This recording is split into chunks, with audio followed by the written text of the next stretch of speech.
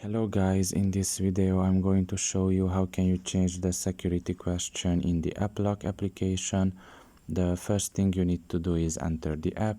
After you have done that and you are in the home page, you should look at the top of your right corner and there you will find the settings. Press on it.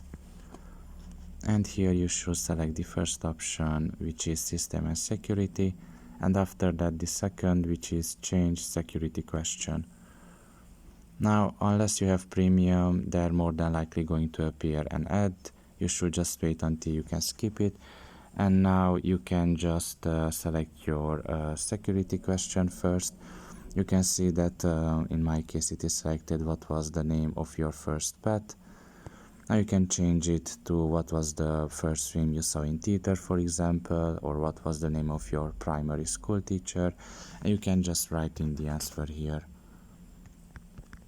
After that is done, all you have to do is just press save down below and it will be changed just like that.